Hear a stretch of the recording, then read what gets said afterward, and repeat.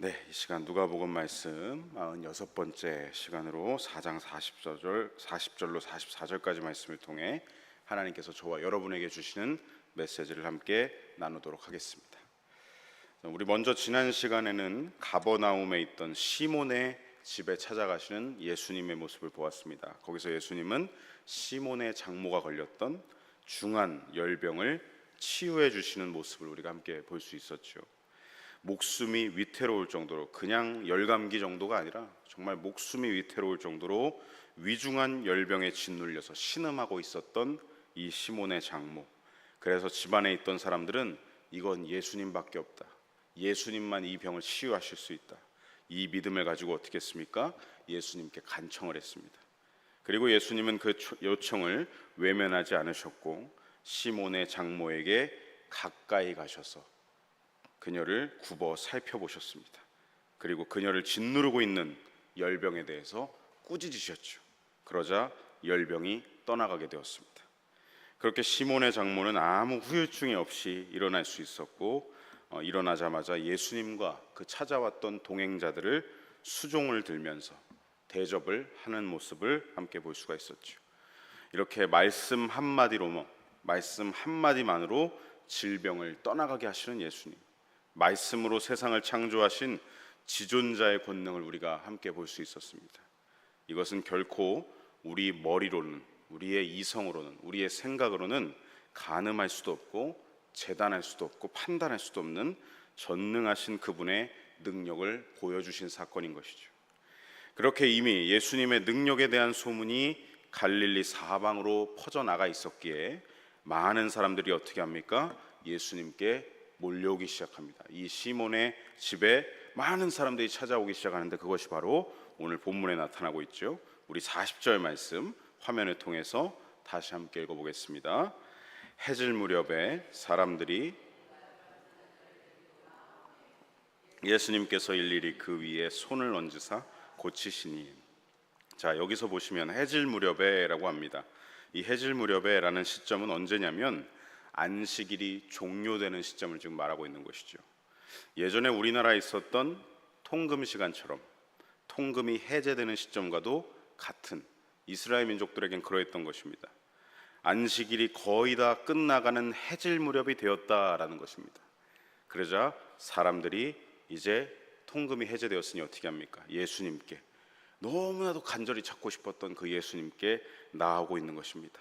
온갖 병자들을, 갈릴리 지방에 있던 온갖 병자들을 데리고 시몬의 집에 계신 예수님을 찾아온 것이죠. 사실 여러분, 안식일인데 그날 예수님의 스케줄은 어땠습니까? 많이 바쁘셨습니다. 아침부터 어떻게 하셨죠? 안식일 오전에는 회당에 가셔서, 가버나움 회당에 가셔서 말씀을 전하시고 또 가르치셨고, 거기서 더러운 귀신 들린 사람을 만나셔서 그 귀신을 쫓아내셨습니다. 그리고 점심시간이 되어서 회당에서 나오신 다음에 시몬의 집에 들어가셨죠. 거기 갔더니 또 시몬의 장모가 중한 열병으로 위중한 상태였습니다. 그리고 그 장모를 고치시고 그 장모가 대접하는 식사도 잡수시게 되었죠. 그리고 이렇게 또 해질 무렵 늦은 오후가 되자, 우리로 치면 어떻겠습니까? 직장인들의 주말 당직 근무 시간이 끝나는 종료 시점인데 예수님도 당시 어떠셨습니까? 하루를 마무리하시는 그런 시점인데 사람들이 온갖 병든 자들과 함께 몰려들어온 것이죠. 바쁜 일이 다 끝난 줄 알았는데 더 바쁜 일이 지금 몰려온 것입니다. 아마 직장인들이 이 본문을 보시면 아이고 하고 한탄을 하실 거예요. 그렇게 그날 예수님의 안식일은 예수님께는 거의 안식일이 아니셨습니다. 유대인들의 안식일과는 다르게 무척이나 바쁜 날이 되셨고 정신이 없는 하루가 되셨습니다. 이 몰려오는 병자들을 보시면서 예수님의 마음이 어떠셨을까요? 인간적인 마음으로 아이고 이게 무슨 일이냐 한숨을 쉬셨을까요? 오늘 본문에는 그러한 말씀이 기록되어 있지 않습니다. 한 가지만 기록되어 있습니다. 예수님께서 일일이 그들 위에 손을 얹으셔서 고쳐주셨다. 저는 이 말씀을 보면서 눈물이 났습니다. 예수님의 심정이 어떠셨을까? 예수님은 그 그 몰려온 사람들 한 사람 한 사람에 집중하시면서 그들을 불쌍히 여기셨던 것이죠. 피곤하고 쉬고 싶은 마음보다 예수님은 몰려오는 한 영혼 한 영혼에 집중하고 계셨던 것입니다. 아마 예수님의 속마음이 이러시지 않았을까요? 이 해질 무렵이 오기를 얼마나 저들이 기다렸을까? 이때만 되기를 얼마나 저들이 기다렸겠는가? 저들이 평생을 얼마나 고통 속에 살아왔겠는가? 얼마나 지금 간절하면 안식일이 종료되는 이 시점에 나에게 나아오고 있는 것일까? 내가 이 땅에 오기를, 메시아가 이 땅에 오기를 얼마나 기다리고 있었을까? 아마 이것이 예수님의 심정이셨을 것입니다. 그 당시 여러분, 유대 땅이 그러했습니다. 특히나 갈릴리 지역은 더 소외받은 지역이었습니다. 아무리 이 갈릴리 지역의 치리를 맡은 분봉왕이 있다 한들 그 분봉왕은 그냥 자기 권력 유지와 사치와 향락에 빠져서 백성들이야 어떻게 되든 상관이 없이 살아갔습니다. 그리고 그 당시는 어떻습니까? 지금과 같은 국가적인 복지 시스템도 마련되어 있지 않습니다. 의료 체계요? 말도 되지 않습니다. 의사도 턱없이 부족한 상황이었겠죠. 백성들은 그 당시에 질병에 걸리거나 어디서 다치게 되면 그냥 고통 속에 그 병을 떠안고 살아갈 수밖에 없는 그런 환경이었던 것입니다. 아마 예수님 앞에 줄을 서서 병들어 아픈 자들이 그렇게 행렬을 이룬 것을 보시면서 예수님의 마음은 찢어지도록 아프셨을 것입니다. 보시기에 좋았더라 하셨던 그 세상이 이토록 고통 속에 신음하고 있으니까 말이죠. 그래서 예수님은 어떻게 하신 것입니까? 모여든 이들 한 사람 한 사람을 돌려보내는 것이 아니라 한 영혼 한 영혼을 불쌍히 여기시고 귀히 여기시면서 그들에게 친히 손을 얹으사 안수하셔서 고쳐주셨던 것입니다. 그렇게 예수님의 손이 얹어지는 자마다 신체가 다 온전해지고 회복되고 기쁨으로 돌아가게 되었죠. 또한 모여든 모든 사람들 중엔 악한 영에 짓눌려 있던 사람들도 있었던 것 같습니다. 41절을 보시면 여러 사람에게서 귀신들이 나갔다라고 기록되어 있습니다. 이것이 또 그 갈릴리의 상황을 보여주고 있는 장면입니다. 얼마나 고통 가운데 이번엔 또 악령대에 짓눌린 사람들이 많았다. 여러 사람에게서 그 귀신들이 나갔다라고 기록되어 있으니까요. 주님께서 불쌍히 여기시고 사랑하시는 한 영혼 한 영혼들이 악한 영에게 짓눌림을 당하고 괴롭힘을 당하고 있는 것을 예수님은 가만히 보고만 계실 수가 없었던 것입니다. 그래서 예수님은 그 귀신들을 다 내쫓아 버리셨습니다. 그러자 귀신들이 어떻게 하죠? 절망하면서 그 사람들에게서 나오면서 소리를 질러대기 시작합니다. 당신은 하나님의 아들입니다. 여러분, 이 말은 의도가 담겨 있습니다. 당시에 누구도 예수님께 대해서 당신은 하나님의 아들입니다 라고 말한 적이 없습니다. 아무도 예수님을 그렇게 부르지 않던 공생의 사역 초반입니다. 하지만 악한 영들은 알아차렸던 것이죠. 이렇게 우리를 악한 영을 내쫓을 권세는 저분은 하나님께 속한 분이기 때문에, 하나님의 아들이기 때문에 가능하다라는 것을 그들이 알아차렸고 절규하면서 떠나갔던 것입니다. 그리고 하반절에 보시면 귀신들이 빠져나가면서 큰 소리로 이 당신은 하나님의 아들입니다 라고 외치니 예수님이 어떻게 하셨습니까? 이것마저도 하지 못하도록 허락하지 않으셨다, 꾸짖으셨다라고 기록되어 있습니다. 이것은 단순히 악령들이 예수님을 인정하는 말처럼 보이지만, 표면적으로는 그렇죠. 하지만 이것은 악한 의도가 담긴 말이었기 때문에 예수님이 이들을 허락하지 않으셨다라는 것이죠. 이들은 지금 어떤 의도를 가지고 있습니까? 예수님의 정체를 세상에 빨리 드러나게 만들어서 하나님의 계획과 하나님의 때가 이루어지는 것을 망치고 막으려고 하는 악의적인 의도가 담겨 있는 악령들의 말이었던 것입니다. 그래서 예수님은 이것을 간파하시고, 아직 예수님의 때는 오지 않으신 거죠. 예수님이 십자가에 달리실 때는, 구속사역의 때는 아직 되지 않았기 때문에 이 귀신들을 꾸짖으면서 조용히 하라, 잠잠하라, 아무 말도 하지 말라고 꾸짖고 계신 것입니다. 자, 이렇게 예수님은 줄지어 찾아온 그 많은 병자들과 귀신 들린 자들을 한 사람 한 사람 안수하셔서 온전케 하심으로 쉴 틈 없이 분주하고 바쁜 안식일을 보내셨습니다. 그리고 다음 날이 되었습니다. 42절에 다음 날 어떠셨는지가 기록되어 있죠. 우리 42절 말씀 함께 읽어보겠습니다. 날이 밝음에 예수님께서 나오사 한적한 곳에 가시니 떠나시지 못하게 만류하려 하매. 자, 다음 날 새벽 해가 밝아오는 때가 됐을 때 예수님은 시몬의 집에서 나오셨습니다. 그리고 한적한 곳으로 가셨습니다. 예수님이 왜 이 이른 아침에 정말 피곤하셨을 텐데 쉴 틈 없는 안식일을 보내고 늦잠을 주무신 것이 아니라 아주 이른 시간에 동이 트는 무렵에 왜 한적한 곳으로 가셨는가? 이유가 여기 누가복음에는 기록되지 않지만 마가복음에는 그 이유가 기록되어 있습니다. 우리 마가복음 1장 35절 함께 읽어보겠습니다. 새벽 아직도 밝기 전에 예수님께서 일어나 나가 한적한 곳으로 가사 거기서 기도하시더니. 예수님은 기도하시기 위해 한적한 곳으로 가신 것이죠. quiet time, 조용한 시간, 아버지와의 독대의 시간, 하나님과의 영적인 교제의 시간을 가지시려 하신 것입니다. 전날 사역이 그렇게도 많아 바쁘고 피곤하셨을 텐데도 그럼에도 예수님은 기도를 놓지 않고 계십니다. 새로운 사역이 시작되는 새날 그 아침, 예수님은 먼저 하나님 앞에 나아가는 인생의 가장 귀한 첫 돌을 지금 기도로 하나님 앞에 나아가시면서 지금 두고 계신 것이죠. 참으로 모든 그리스도인들의 신앙의 본이 되시는 모습이자 우리 모든 사역자들의 모범이 되시는 예수님이십니다. 사역과 일의 분주함 좋지요.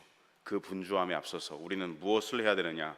예수님과 같이 하루의 시작을 조용히 시간을 구분하고 구별하여서 하나님 앞에 말씀과 기도로 영적인 교제로 나아가는 것, 저와 여러분의 신앙 루틴이 되시기를 간절히 소망하고 축복합니다. 그런데 한적한 곳에 계시던 하나님과 교제하시던 예수님께 또다시 분주함이 찾아옵니다. 사람들이 어떻게 한 것이죠? 예수님을 찾아 나섰던 것이죠.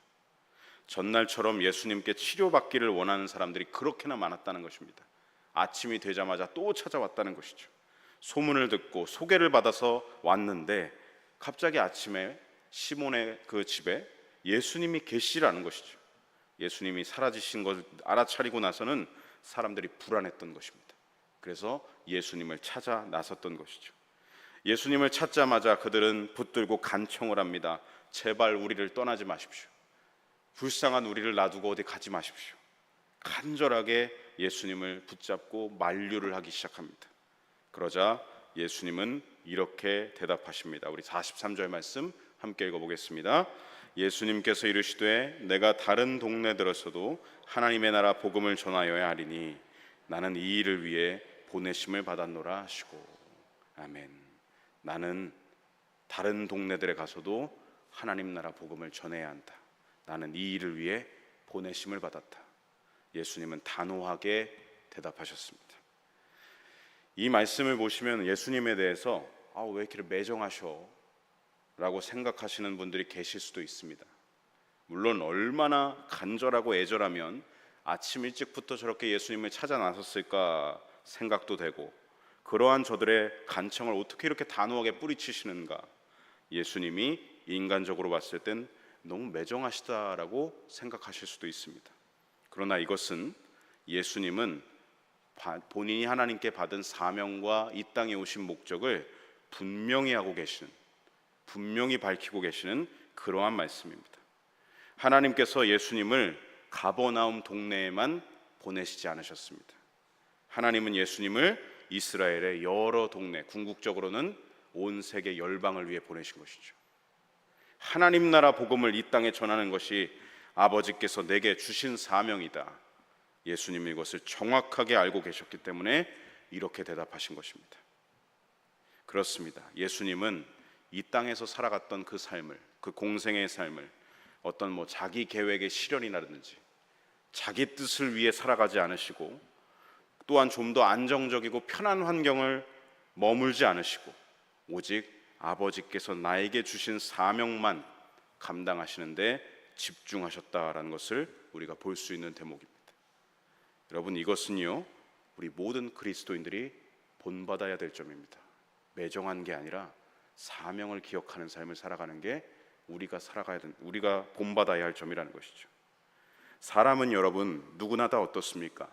환영을 받는 곳에서, 극진한 환대를 받는 곳에서 나를 막 붙들면서 나를 인정해주고 내 평판이 좋은 곳, 나를 붙잡는 곳에서 머물고 싶어하는 게 사람의 본성이지 떠나고 싶은 게 본성이 아닙니다.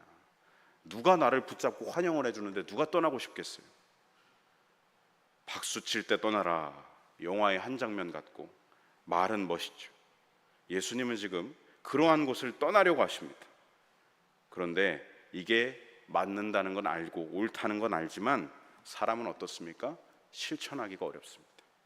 사람은 누구나 안정감을 누리고 싶어하지 불안감에 휩싸인 곳에 가고 싶진 않죠.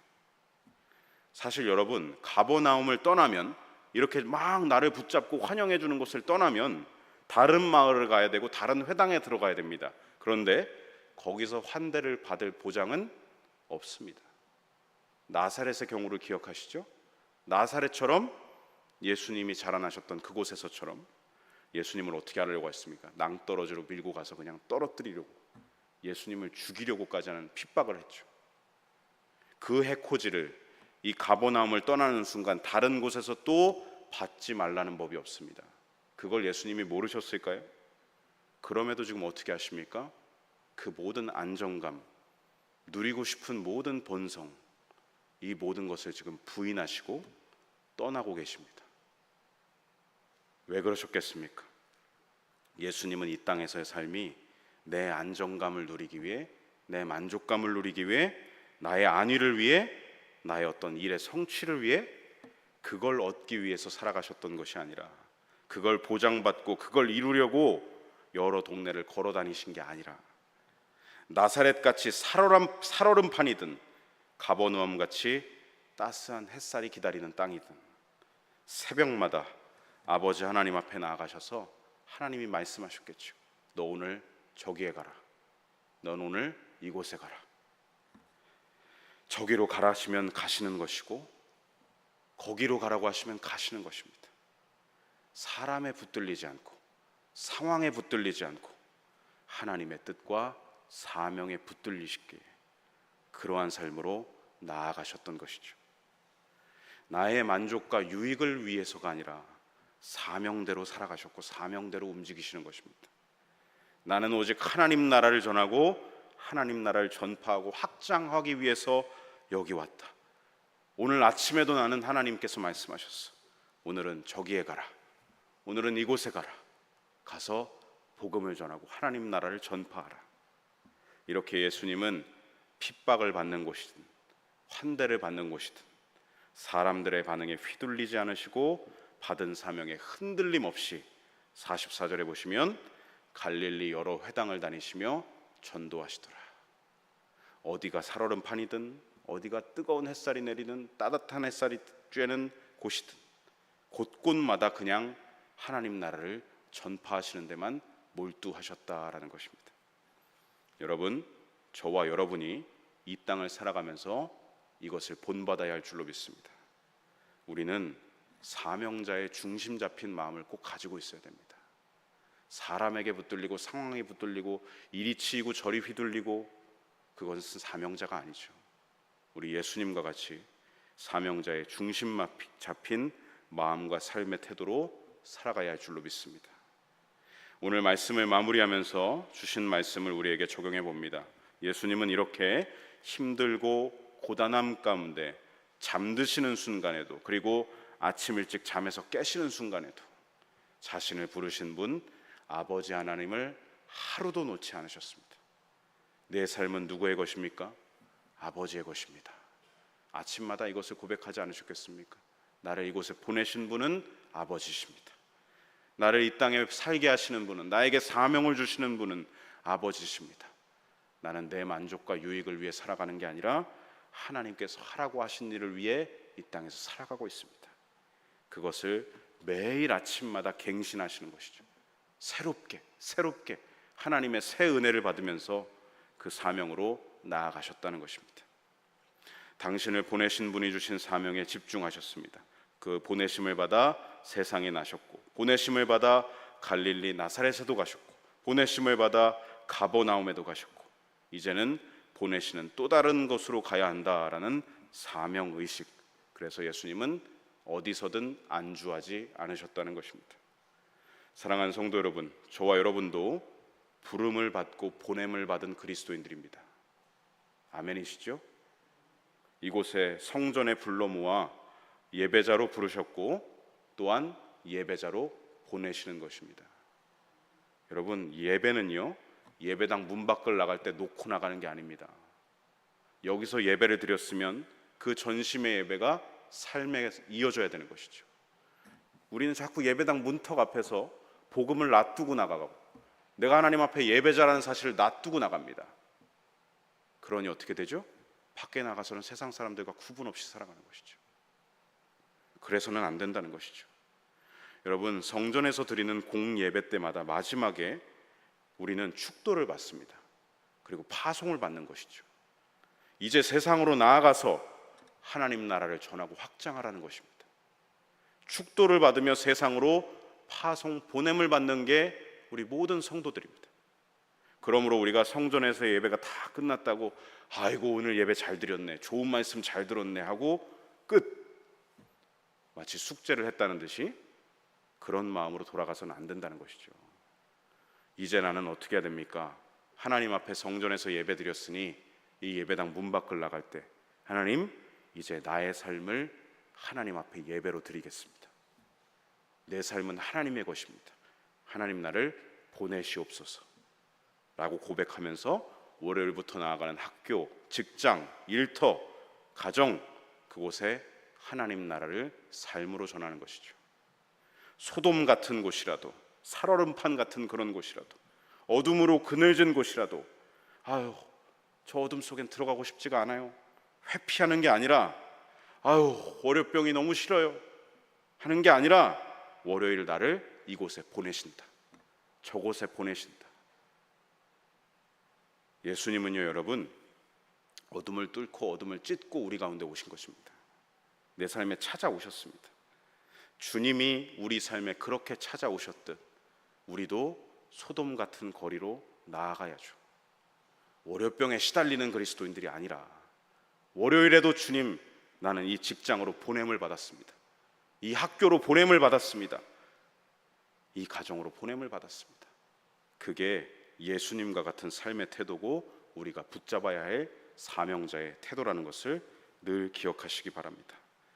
이것을 고백하시면서 하나님 나를 오늘 보내시는 곳에 최선을 다해 살아가면서 하나님 나라를 나의 삶으로 전하겠습니다. 매일마다 고백하고 선포하시기 바랍니다. 그러면 매일 힘차게 그 일상 가운데 주님의 영이 늘 함께 하실 줄로 믿습니다. 우리 오늘 우리에게 주신 말씀을 붙잡고 다시금 삶의 목적을 새롭게 하시고 분명하게 하셔서 내 나라 세우기 위해 예배당 문 밖을 나서는 게 아니라 하나님 나라 세우기 위해 나간다. 나는 오늘도 복음을 삶으로 전하기 위해 나아간다. 계속해서 고백하고 선포할 되시기를 간절히 소망하고 축복합니다.